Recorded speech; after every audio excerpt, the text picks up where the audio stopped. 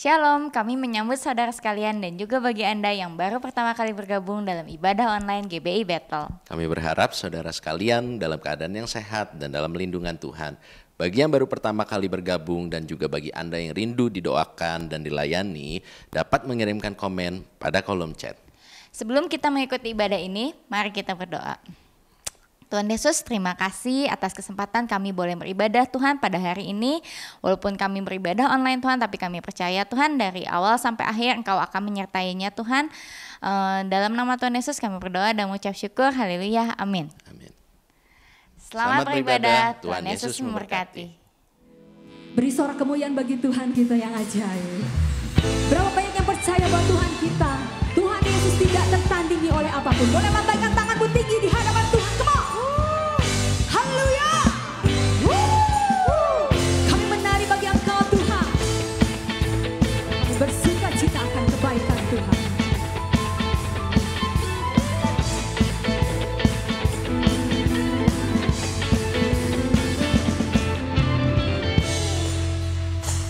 Pada siapa kau bandingkan perbuatannya yang heran?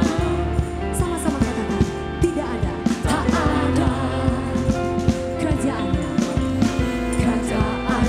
yang terbesar tak akan tergoyahkan. Semua musuh gemetar, semua musuh pun gemetar mendengar nama-Mu Tuhan. Sorak, mari melompat bagi Tuhan kita yang ajaib. Come on. Sungguh tak tertandingi, tak ada yang setara denganmu. Hanya Yesus Tuhanlah yang terhebat, jauh melebihi dari penguasa di dunia. Kerajaan-Mu kekal. Sorakan haleluya. Haleluya. Kami bersorak bagi Engkau Tuhan. Pada siapa kau bandingkan perbuatannya yang heran? Sama-sama katakan tidak ada. Tak ada. Kerajaannya yang terbesar tak akan tergoyahkan. Semua musuh gemetar, semua musuh pun gemetar mendengar nama-Mu Tuhan. Sorak, kami bersorak mendengarkan yang Kau Tuhan. Kemanjaan, sungguh tak tertandingi, tak ada yang setara denganmu. Hanya Yesus Tuhanlah yang terhebat, jauh melebihi dari penguasa di dunia. Kerajaan-Mu kekal. Engkau Allah yang kekal Tuhan. Yang percaya Allah kita dahsyat, boleh kita bertepuk tangan di atas kepala, come on. Kita bersuka cita atas kedahsyatan Tuhan. Dia Allah yang hebat, Dia Tuhan yang dahsyat. Tetap percaya akan kuasanya. Kau Allah yang luar biasa Tuhan. Sambil melambaikan kedua tangan kita tinggi di hadapan Tuhan, come on. Dia Tuhan yang hebat, Kau Allah yang dahsyat Tuhan.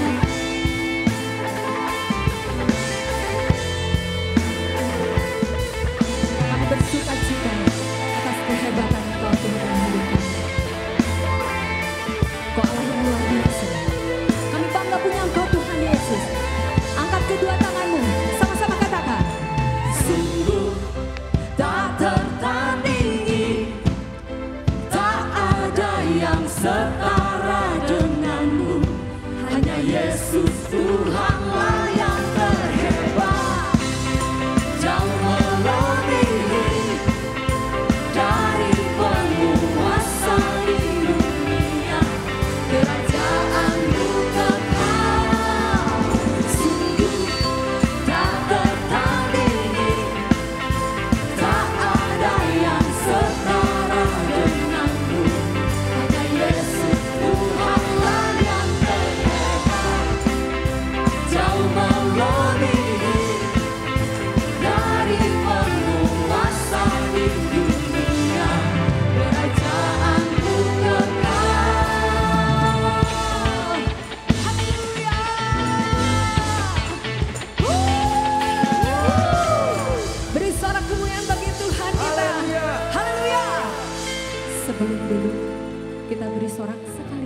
Tuhan kita yang dahsyat. Haleluya. Saya persilakan Bapak Ibu untuk duduk kembali. Kami mau bersyukur Tuhan. Kau Tuhan Yesus yang mendengar. Kau Allah yang maha tahu Tuhan.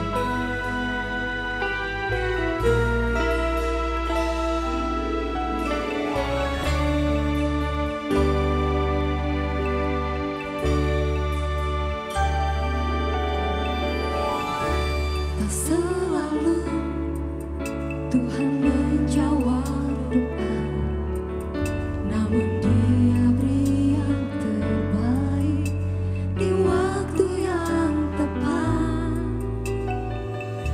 Izinkanlah Tuhan untuk bekerja, yang mustahil menjadi mungkin oleh karena percaya. Sama-sama katakan, Yesus mendengar lebih dari yang kudoakan. Yesus menjawab. Yesus menjawab lebih dari yang kuharapkan. Dengan caranya di waktu yang tepat, ku kan melihat Dia jadikan semua. Terima kasih Tuhan. Tak selalu Tuhan menjawab doa, namun Dia beri yang terbaik di waktu yang tepat. Izinkanlah Tuhan untuk bekerja, yang mustahil menjadi mungkin oleh karena percaya. Yesus mendengar lebih dari yang kudoakan. Yesus menjawab lebih dari yang kuharapkan. Dengan caranya di waktu yang tepat, ku kan melihat Dia jadikan semua. Saya dan Bapak Ibu terbangkit berdiri. Yesus mendengar lebih dari yang kudoakan. Yesus menjawab lebih dari yang kuharapkan. Dengan caranya di waktu yang tepat, ku kan melihat Dia jadikan semua. Oh Tuhan Yesus yang mendengar setiap kami Tuhan.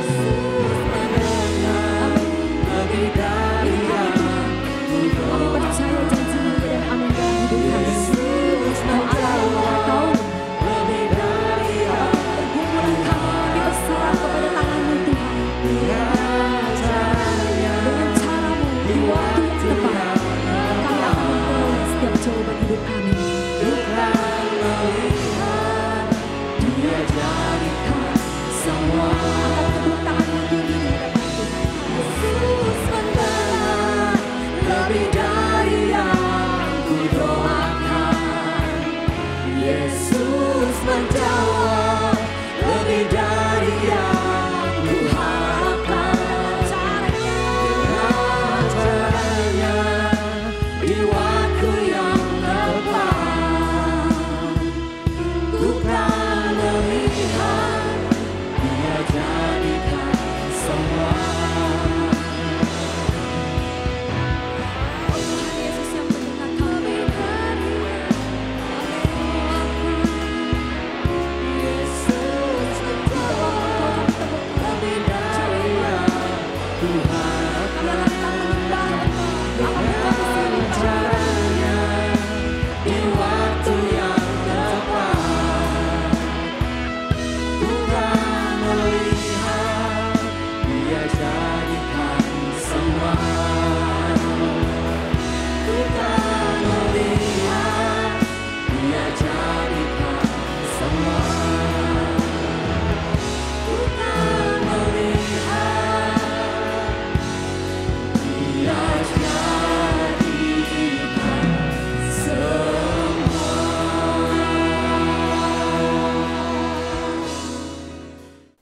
sebelum mendengarkan firman, mari kita tundukkan kepala kita dan kita berdoa. Bapa kami yang ada di surga, kami bersyukur buat hidup kami yang selalu Engkau sertai Tuhan. Dan sebentar kami mau mendengarkan isi hati-Mu Tuhan. Engkau urapi hamba-Mu yang akan menyampaikan firman. Dan urapi kami semua Tuhan biar bisa menangkap isi hati-Mu. Hanya di dalam nama Yesus kami berdoa dan mengucap syukur. Haleluya. Amin. Shalom. Kiranya berkat damai sejahtera Tuhan senantiasa turun atas kita semuanya. Saya akan menyampaikan firman dengan judul hati yang lapang. Saudara-saudara, di dalam kehidupan ini seringkali kita menghadapi kejadian-kejadian yang tidak enak, hal-hal yang mengecewakan, hal-hal yang tidak sesuai dengan harapan kita. Misalnya mungkin ada yang pacaran, sudah benar-benar mencintai tetapi diputuskan oleh pacar. Atau saudara menikah dan ingin hidup berbahagia tetapi pasangan berselingkuh, mengkhianati dan rasanya engkau begitu pahit dan kecewa. Saudara bisa berdagang dan mengharapkan keuntungan besar tapi ternyata ditipu orang, bahkan engkau punya hutang yang besar dan kita tidak tahu bagaimana bisa melunasinya. Saudara bekerja di sebuah perusahaan, ternyata kena PHK karena memang suasana pekerjaan makin merosot. Dan sebetulnya ada orang yang menurut saudara lebih pantas kalau dilakukan penciutan karyawan karena dia cuma bisa menjilat atasan tapi tidak pernah berprestasi. Tapi engkau yang mengalami hal semacam itu. Saudara-saudara, kalau tidak ditangani dengan baik, hal-hal yang mengecewakan itu akan membuat hidup kita menjadi pahit. Kita tidak ada sukacita, kita tidak bisa bertumbuh menjadi orang Kristen yang rohani. Nah, karena itu dibutuhkan hati yang lapang untuk bisa menerima kenyataan-kenyataan bahkan yang tidak cocok dengan harapan kita. Saudara, hati yang lapang dibutuhkan agar kita bisa berbahagia di dalam segala situasi. Orang yang berhati lapang adalah orang yang bisa menerima kenyataan, tidak pahit hati, percaya bahwa Tuhan akan memberikan yang lebih baik kepada kita di waktu yang akan datang. Dan dengan keyakinan itu kita bisa move on, berjalan maju terus menghadapi segala kesulitan. Dan ini membuat kita makin dewasa secara rohani. Kita bisa mengandalkan Tuhan dan bersyukur di dalam segala keadaan. Hari ini saya ingin ajak saudara mempelajari kisah kehidupan Abraham, seorang yang punya hati yang lapang sehingga berkat Allah melimpah. Bukan hanya pada masa hidupnya, sampai sekarang pun hidupnya bisa menjadi teladan. Abraham adalah bapa banyak bangsa. Abraham adalah bapa orang percaya. Dia adalah bapa leluhur dari bangsa Israel, bangsa pilihan Allah. Allah seringkali disebut dengan Allah Abraham, Ishak dan Yakub. Saya pernah ke kubur daripada Abraham ini atau Ibrahim kalau orang Islam menyebutnya di Hebron di daerah Palestina. Dan sampai hari ini Abraham atau Ibrahim itu dihormati setidaknya oleh 3 agama besar ini. Yahudi, Islam, Kristen. Kenapa hidupnya bisa menjadi dampak yang luar biasa? Karena satu hal yang tadi saya sampaikan, hati yang lapang, jiwa yang besar. Yang pertama saya melihat orang yang berhati lapang cirinya suka berdamai. Kejadian pasal 13 ayat 7 dan 8 saya bacakan. Karena itu terjadilah perkelahian antara para gembala Abram dan para gembala Lot. Waktu itu orang Kanaan dan orang Feris diam di negeri itu.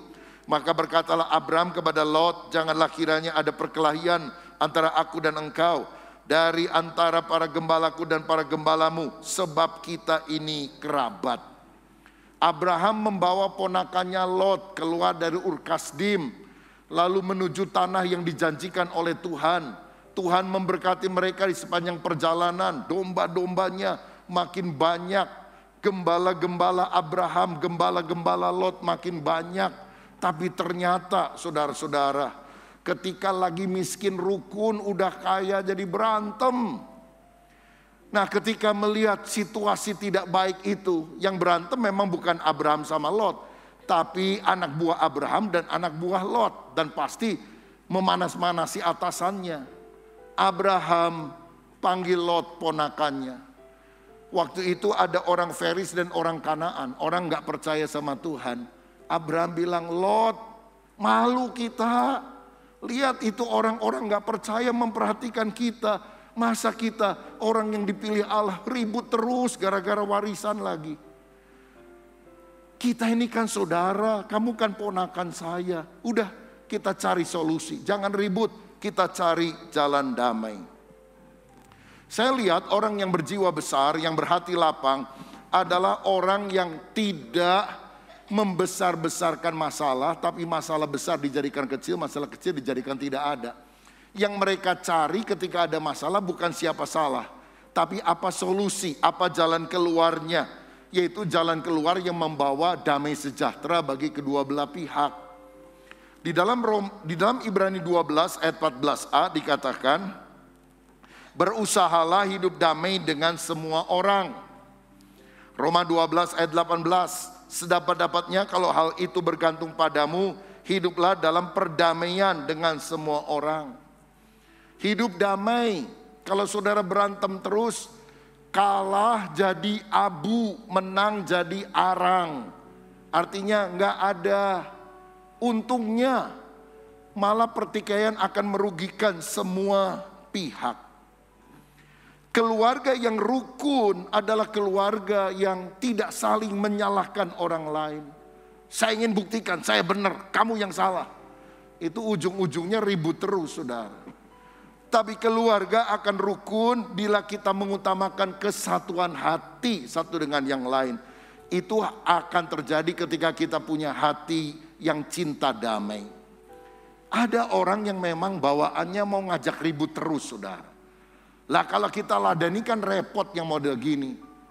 Ya di sini berlakulah yang waras yang ngalah, yang lebih rohani yang ngalah. Karena mereka kan nggak ngerti apa yang mereka perbuat.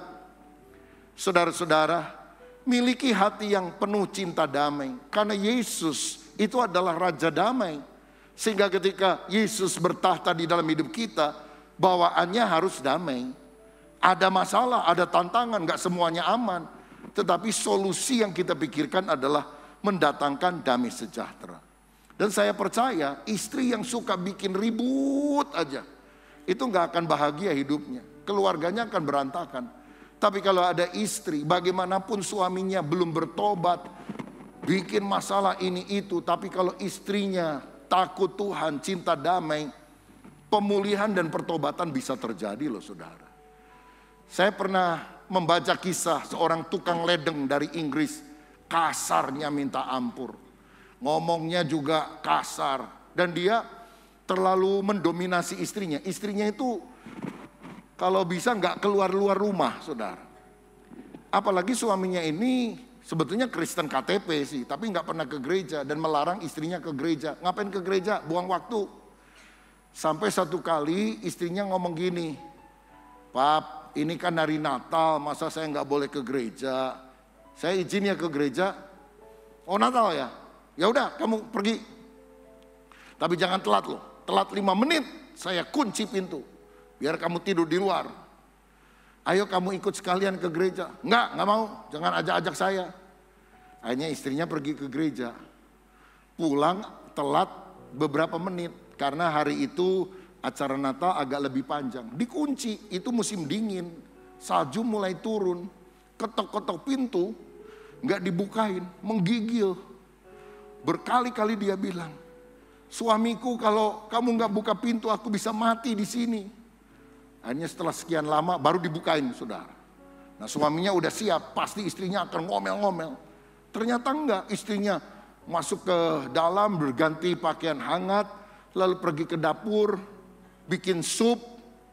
Ada mungkin teh hangat begitu. Dia bilang, ayo suamiku kamu juga pasti kedinginan kan. Kita makan sup ini. Suaminya bingung, kok nggak marah ini istri saya.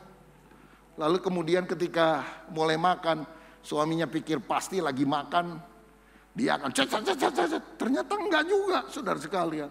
Sampai akhirnya enggak tahan, suaminya tanya, Poli, istriku, kamu ini kan saya kunciin pintu di luar, kedinginan, kok kamu bisa enggak marah, kenapa ya? Istrinya baru ngomong, tahu enggak, banyak perbuatan dan perkataanmu itu menyakitkan hatiku. Kalau aku enggak kenal Tuhan Yesus, sudah dari dulu ku tinggal kamu. Tapi saya ingat kamu ini belum kenal Tuhan Yesus sungguh-sungguh. Apalagi sekarang hari Natal, saya baru dengar cerita tentang Tuhan yang begitu mengasihi, bahkan rela berkorban datang ke dunia. Masa saya maki kamu?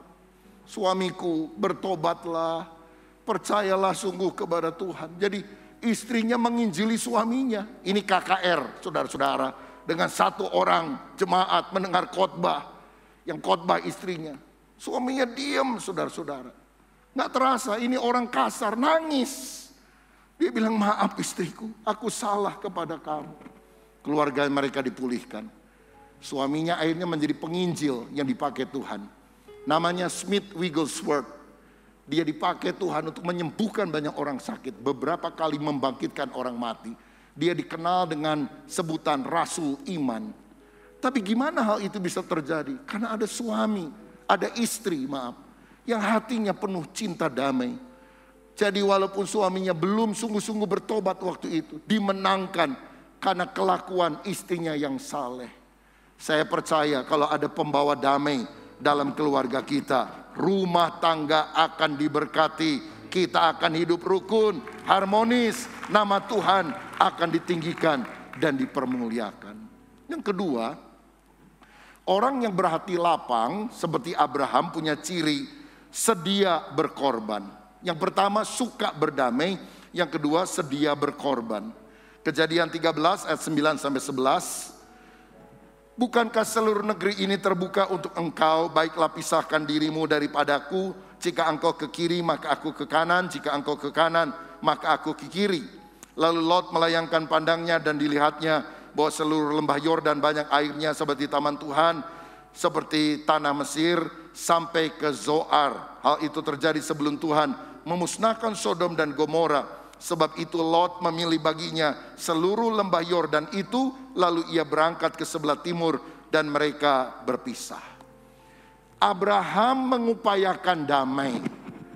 Dan karena harus ada solusi yang dilakukan, ternyata Abraham mengambil langkah kedua. Dia bersedia berkorban demi terwujudnya perdamaian itu. Abraham itu yang ngajak Lot, tetapi dia tawarkan Lot dulu yang milih bagian. Dan Lot ini memang ponakan kurang ajar, saudara sekalian. Yang dia pilih itu, yang bagian subur, Alkitab bilang seperti taman Tuhan. Taman Tuhan itu kan Eden. Wah, ini seperti Eden, subur, makmur. Jadi di waktu dia pilih itu, yang disisakan buat omnya apa? Tanah padang pasir, kering, tandus. Saudara-saudara, tapi Abraham ngalah loh. Dia bilang, ya udah, ambil aja. Saya nggak apa-apa kok di tempat yang kering. Di sini saya melihat hati yang bukan hanya sekedar rela mengalah, tapi rela berkorban. Kalau sekarang berkorban uang, berkorban harta, berkorban hak. Dia tidak pertahankan haknya. Dia mau mengalah. Ini kalau orang gak hatinya lapang, besar jiwanya, gak mungkin melakukan hal semacam itu. Ada orang yang sampai kecil-kecil dia urusin. Bahasa Jermannya apa itu? Mirikitiwil, begitu ya saudara. Masalah kecil digede-gedein. Abraham bilang, gak apa-apa, ambil. Aku yang ajak kamu pilih bagian bagus, aku dapat jelek, gak apa-apa. I'm fine. Tuhan akan memelihara hidup saya. Hati Abraham adalah hati yang berkemurahan. Hati yang rela berkorban. Dan saya tahu ini bukan sekedar satu tindakan sesaat. Karena di kemudian hari ketika Tuhan minta Abraham mengorbankan anaknya yang terbaik, yaitu Ishak, dia rela melakukannya untuk Tuhan. Jadi rela mengorbankan anaknya aja mau, apalagi mengorbankan tanah atau tempat tinggalnya. Ini dasar hatinya apa? Lapang hati, gede hati, saudara-saudara. Tuhan gak bisa berkati orang yang volume hatinya sempit. Suka iri lihat orang lain. Senang lihat orang susah. Susah lihat orang senang. Wah, yang model gini sulit diberkati Tuhan. Tapi hati yang besar, hati yang lapang, itu berkat Allah akan mengalir dalam kehidupan kita. Saya pernah khotbah di Manila, di Filipina. Dan saya ingat malam minggu sebelum besoknya pelayanan, saya diajak makan di sebuah restoran. Restorannya ini all you can eat ya, semua bisa dimakan. Termasuk sendok piring garpunya kalau mau, saudara sekalian. Dan saya lihat ini panjang sekali, banyak sekali makanan. Saya sudah beberapa kali menikmati yang model buffet, all you can eat itu. Misalnya kalau kita nginep di hotel kan seperti itu. Tapi ini bukan hotel, ini restoran. Dan makanannya jauh lebih banyak dari yang ada di hotel tersebut. Di hotel-hotel yang saya pernah kunjungi. Wih, saya bilang hebat juga ini. Banyak banget, segala macam saudara. Cuma pinter juga yang punya restoran. Piringnya kecil.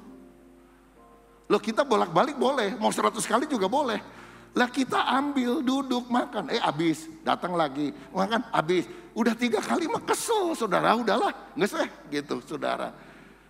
Jadi saya pikir pinter juga ya. Ini berlimpah-limpah, tapi tergantung dari pisinnya itu. Kecuali kalau kita bawa piring sendiri yang gede, kita bisa menampung lebih banyak. Saudara tahu, berkat Allah itu luar biasa. Tapi kalau volume hatimu sempit, saudara hanya bisa terima sedikit. Tapi kalau volume hatimu diperluas, engkau akan bisa menerima perkara-perkara ilahi yang Tuhan berikan. Dan orang yang volume hatinya luas, cirinya rela berkorban. Kalau saudara hanya ingin untung, gak mau berkorban, gak mau menabur, gak mau melakukan kebaikan, sulit diberkati Tuhan. Orang yang diberkati itu mau jadi bendaharawannya Tuhan. Bendahara itu menerima dari sumbernya, mengalirkan kepada orang lain. Kita kecipratan.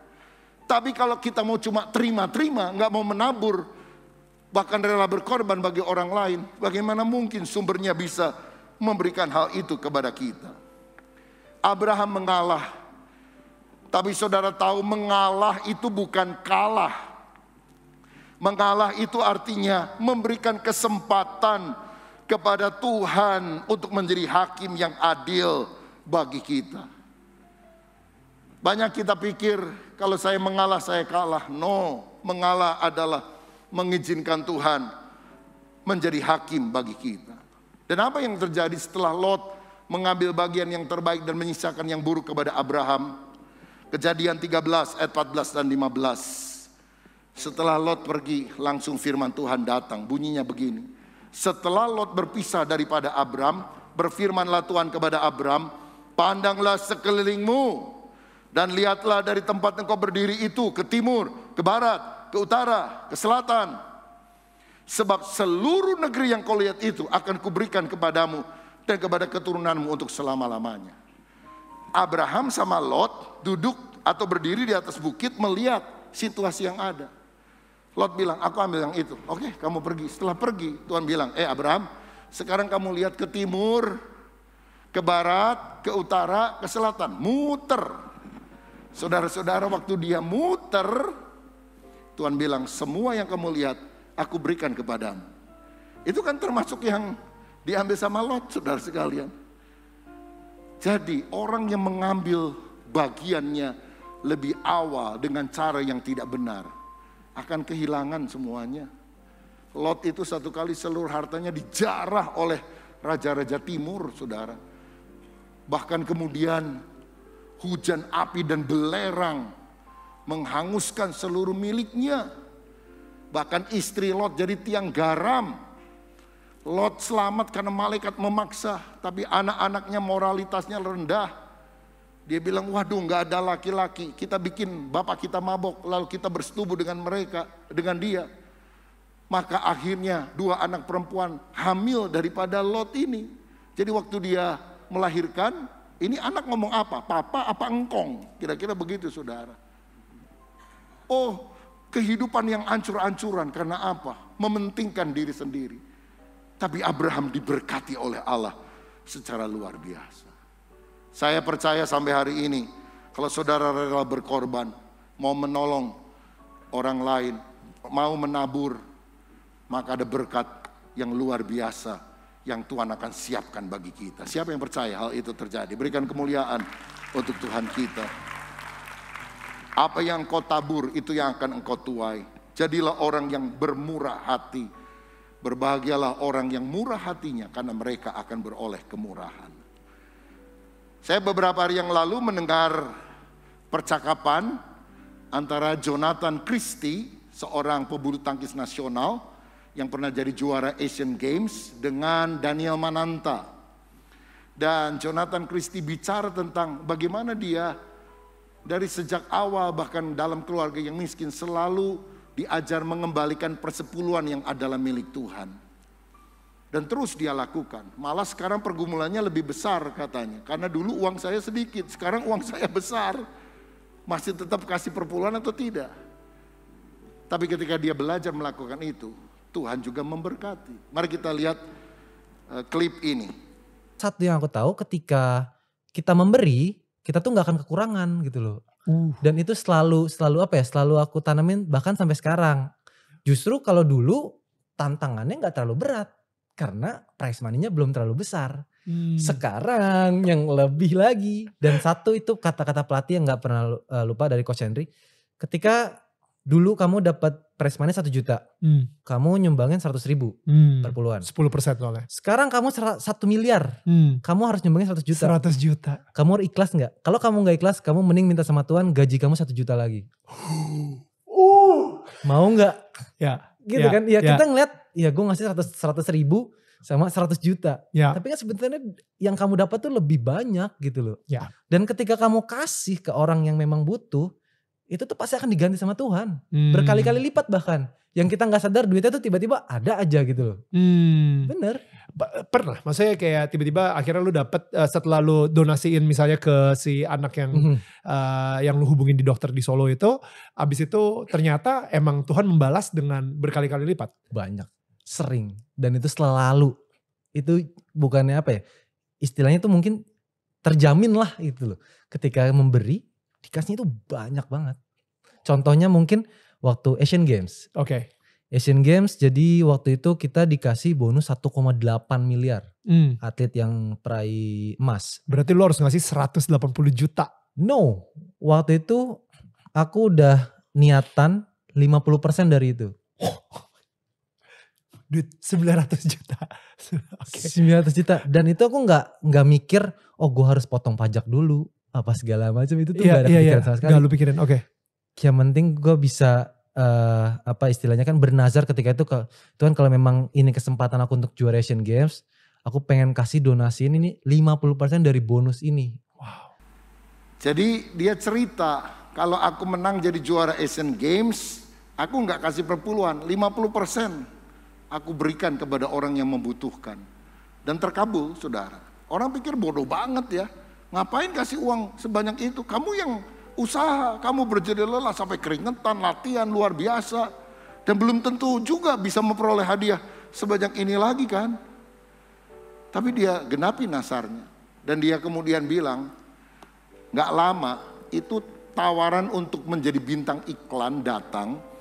Dan dia mendapat uang 10 kali lipat lebih banyak daripada yang dia dapat sebagai hadiah juara Asian Games. Saya percaya orang yang menabur, rela berkorban, Tuhan tidak akan tinggalkan. Tuhan berkati berlimpah-limpah. Ciri yang pertama adalah cinta damai, suka berdamai. Ciri yang kedua adalah sedia berkorban. Punya hati yang berkemurahan. Sehingga Tuhan memberkati. Dan yang terakhir, yang ketiga, ciri orang yang hatinya lapang, siap menolong orang lain. Dalam Kejadian 14 ayat 12 dikatakan, juga Lot dan anak saudara Abraham beserta harta bendanya dibawa musuh, lalu mereka pergi sebab Lot itu diam di Sodom. Jadi satu kali Sodom diserbu oleh pasukan musuh, dijarah semuanya, habis saudara. Lalu apa yang dilakukan Abraham ketika mendengar saudaranya Lot yang kurang ajar ini Itu ditawan oleh musuh, ayat 14. Sebab ketika Abraham mendengar bahwa anak saudaranya tertawan, maka dikerahkannya orang-orangnya yang terlatih, yakni mereka yang lahir di rumahnya, 318 orang banyaknya, lalu mengejar musuh sampai ke Dan. Sehingga akhirnya Lot bisa dilepaskan oleh Abraham. Saudara, jadi waktu dia pilih bagian terbaik di Sodom, ternyata diserbu musuh, hartanya diambil semuanya. Kalau kita jadi Abraham, kita ngomong gimana? Syukurin loh, kamu yang pilih-pilih sendiri kan? Kasih padang pasir sama saya, oh biarin, tahu rasa. Saya nggak bela diri, Tuhan yang bela saya. Dihajar loh. Apa Abraham begitu? Enggak loh saudara sekalian. Kita mungkin bilang begitu. Ada ayat dalam Amsal 24 ayat 17. Bilang begini, jangan bersuka cita kalau musuhmu jatuh. Jangan hatimu beria-ria kalau ia terperosok. Artinya kalau lawan saudara, saingan saudara jatuh, bangkrut, rugi, jangan nyukurin. Kenapa? Ayat berikutnya bilang, sebab Tuhan bisa melihat perbuatanmu itu jahat. Lalu berbalik keadaannya, engkau yang terperosok, dia yang diangkat. Celaka kita kalau begitu. Karena itu jangan nyukurin orang kalau orang yang pernah merugikan kita, mungkin menghina dan sebagainya, mengalami kerugian. Yang penting hati kita lurus di hadapan Tuhan. Dan seperti Abraham, dia malah nolongin Lot ini, saudara-saudara. Saya melihat sifatnya seperti Yusuf. Yusuf yang dijual sebagai budak oleh saudara-saudaranya, diperlakukan negatif. Tapi ketika Yusuf jadi raja muda di Mesir, dia menggunakan kekuasaannya untuk menolong saudara-saudaranya yang pernah berbuat jahat. Orang kalau nggak punya kebesaran jiwa, kelapangan hati, nggak mungkin semacam ini. Yesus juga sama. Ketika dia ditangkap dan akan disalibkan di Golgota, Petrus mengambil pedang, memotong telinga hamba imam besar yang akan menangkapnya. Tapi Tuhan bilang, sarungkan pedangmu. Lalu dia ambil itu kuping yang mungkin udah jatuh, ya, ditempel lagi. Ya, pangsit kali saudara sekalian, nempel lagi, sembuh. Yesus menyembuhkan orang yang akan menangkap dia. Ini kalau bukan kebesaran jiwa, kalau bukan kasih yang extraordinary, kalau bukan hati yang lapang, tidak mungkin seperti itu. Dan orang-orang seperti itu diangkat Tuhan. Abraham diangkat Tuhan. Yusuf jadi raja muda di Mesir, dipromosikan Tuhan. Yesus memperoleh nama di atas segala nama, yang olehnya setiap lutut bertelut, semua lidah mengaku Yesus adalah Tuhan. Dari sini saya melihat kasih itu mengatasi kebencian. Kasihlah yang membedakan antara orang-orang besar dan orang-orang kerdil. Kalau saudara dijahatin orang, saudara balas yang jahat. Itu menunjukkan kekerdilan jiwa. Karena apa yang engkau tabur nanti akan dituai lagi. Tapi ketika kita membalas kejahatan dengan kebaikan, itu adalah kesempatan untuk kita membuktikan kasih Kristus. Cara hidup yang luhur yang diajarkan oleh Alkitab. Dan siapa tahu Tuhan menggerakkan hati seseorang yang melihat hal itu dan dia sadar dan bertobat. Karena engkau telah menumpukan bara api di atas kepala mereka. Mempermalukan mereka.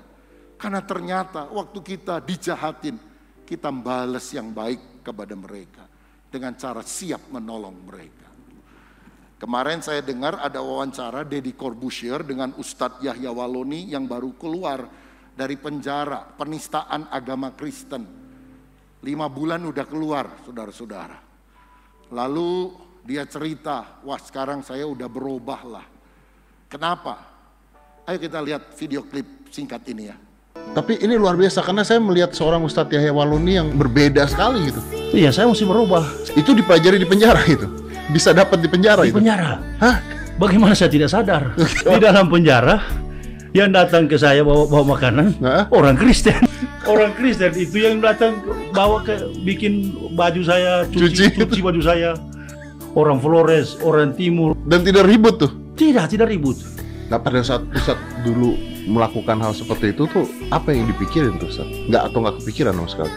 Ada pemikiran memang kayak betul-betul dikuasai setan saya itu. Nah, ujung-ujungnya mencelakai orang Kristen.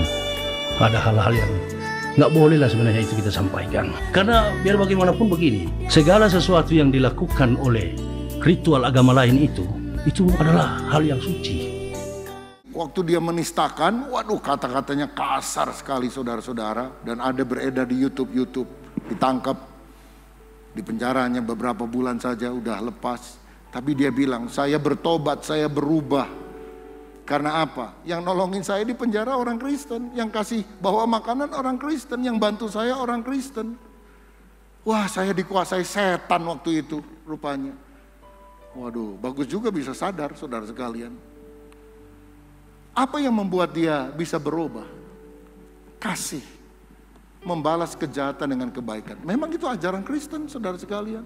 Dan kasih tidak bisa dibantah, tidak bisa dilawan. Keganasan kelihatannya muncul sebagai pemenang di awal, tapi kasih pasti akan menang hingga akhir. Oh, luar biasa. Orang-orang sederhana, ini pasti bukan pendeta yang kasih dia makan, kasih nyuciin baju. Orang sederhana, tapi mempraktekkan kasih Kristus.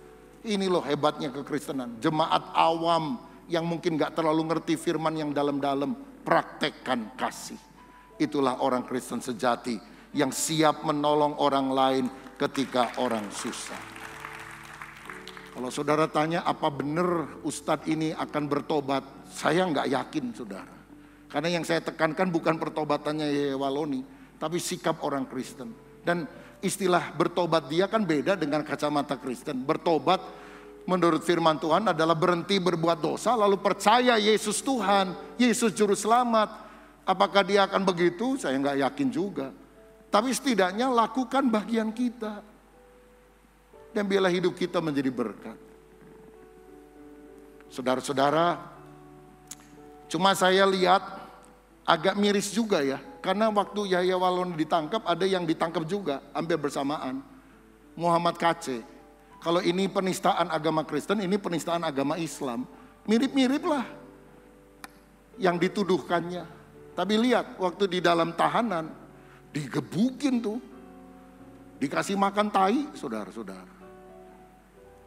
Aneh ya. Orang Kristen memperlakukan dengan baik, tapi diperlakukan secara tidak baik, tidak manusiawi. Saya mau bilang, ini gak usah Kristen, Islam atau agama lain. Gak manusiawi, saudara. Tidak punya peri kemanusiaan. Dan itu kan terjadi di tahanan. Sekarang sedang disidangkan. Kita berdoa supaya Tuhan masih menegakkan keadilan bagi Indonesia. Para pengambil keputusan penegak hukum juga bisa melihat hal ini. Jangan hanya karena teriakan massa kemudian keadilan tidak berjalan dengan baik. Tapi kita berdoa, bagian kita, siapa tampar pipi kanan, kasih kepadanya pipi kiri. Jangan kamu kalah terhadap kejahatan, kalahkan kejahatan dengan kebaikan. Kalau kita diajarin orang jahat, kita balas. Buak, siapa tampar pipi kanan, tampar lagi pipinya. Nggak usah Yesus datang ke dunia. Biar jago silat aja jadi Tuhan kita. Tampar pipi kanan, tampar lagi pipinya. Yaitu berguru sama jago silat aja, selesai kan. Tapi kenapa kita percaya Yesus Tuhan? Bahkan disalib, dia berkata kepada orang yang menyalibkan, Bapa, ampuni mereka, mereka tidak tahu apa yang mereka berbuat. Lain, saudara-saudara. Ini nilai yang luhur yang kita pelajari dari Alkitab. Karena kita tahu, mengalah bukan kalah. Mengalah mengizinkan Tuhan menjadi hakim atas hidup kita. Siapa yang hari ini mau berkata, Tuhan, buat jiwaku besar, buat hatiku lapang, buat hidupku makin berkenan kepada Tuhan, menjadi serupa seperti Yesus. Dan 3 hal ciri hati yang lapang. Pertama, suka berdamai. Yang kedua, sedia berkorban. Yang ketiga, siap menolong orang. Kiranya karakter Kristus ini ada dalam hidup kita. Tuhan Yesus memberkati. Amin. Kebenaran yang menyelamatkanku. Kau memberikanku hidup pengharapan,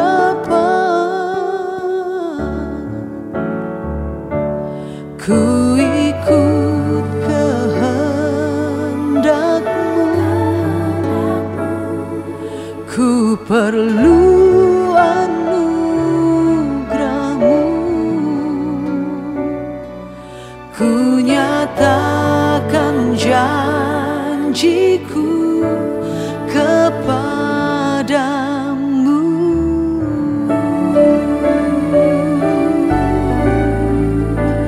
Kalau ku hidup bagimu, hatiku tetap menyembah-Mu. Dunia tak bisa menjauhkanku dari kasih-Mu.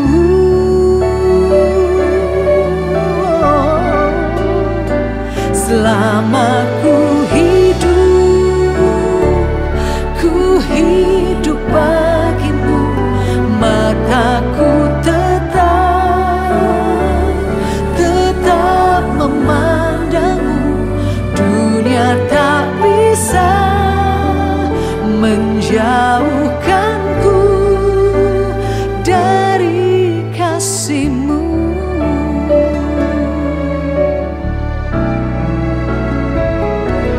Ku ikut kehendak-Mu,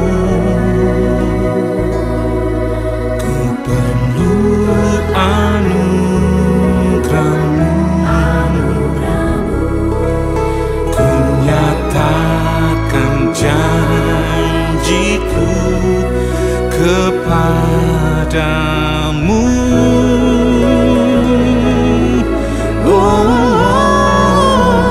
Kalau ku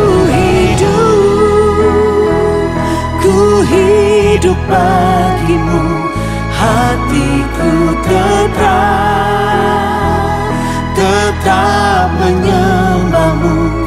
Dunia tak bisa menjauhkanku dari kasih-Mu.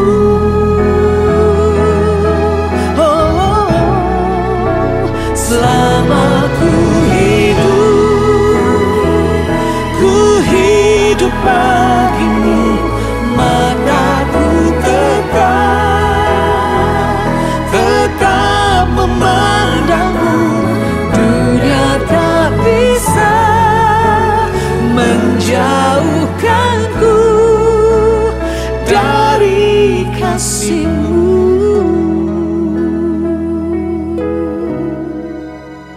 Dunia tak bisa menjauhkanku dari kasih-Mu.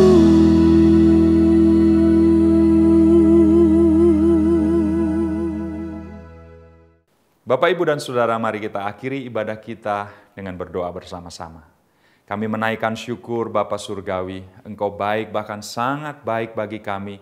Engkau mengerti apa yang kami perlukan dan butuhkan.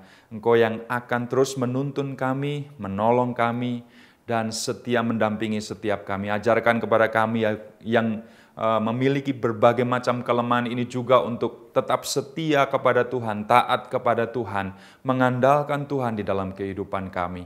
Dan biarlah Tuhan, pada akhir ibadah kami ini, kami diberkati oleh Tuhan.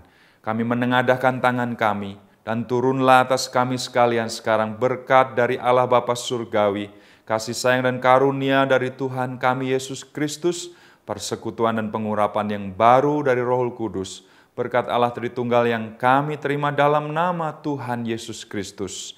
Semua kita yang percaya dan diberkati Tuhan, mari katakan, amin. Sampai berjumpa pada kesempatan yang akan datang. Tuhan memberkati Anda sekalian. Engkau layak kami tinggikan Tuhan. Tidak ada Allah yang lain. Ada ucapan syukur yang terbaik. Ucapkan terima kasih Tuhan. Terima kasih Yesus.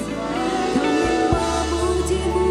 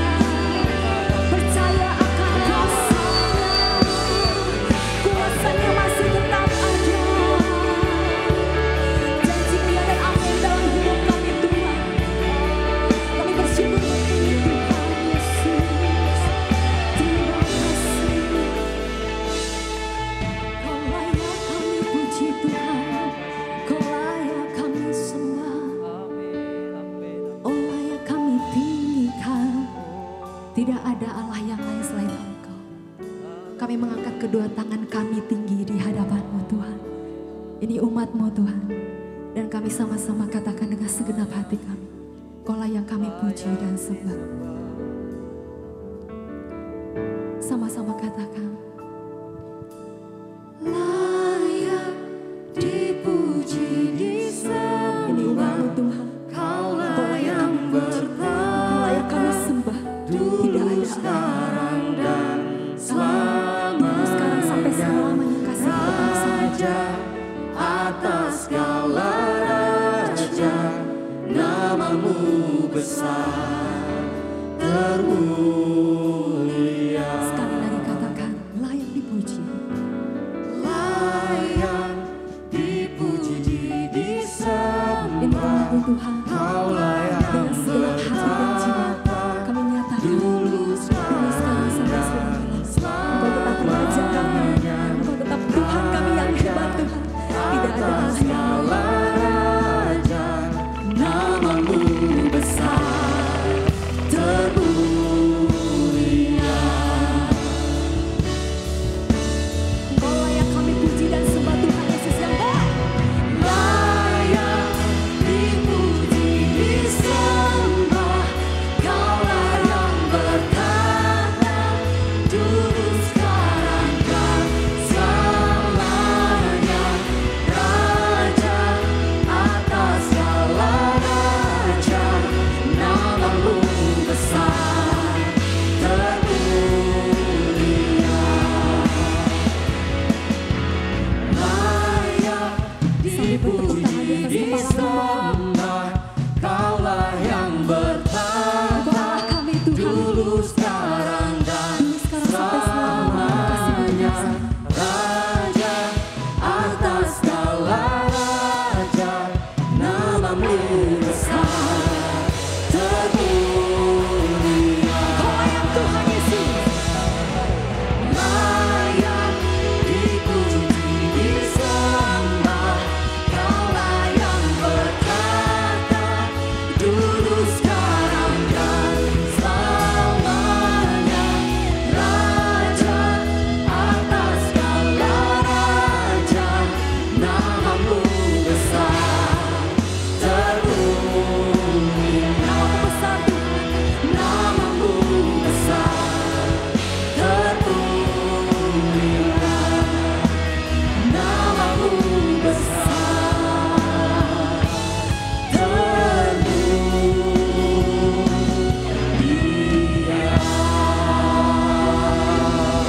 Segala puji dan hormat hanya bagi Engkau Tuhan. Semuanya tentang Engkau Tuhan Yesus yang baik. Engkau Allah yang luar biasa Tuhan. Engkau Tuhan Yesus segala Allah, dari segala Allah. Tuhan Yesus yang baik. Kita percaya bahwa Tuhan Yesus sungguh dahsyat. Haleluya. Amin.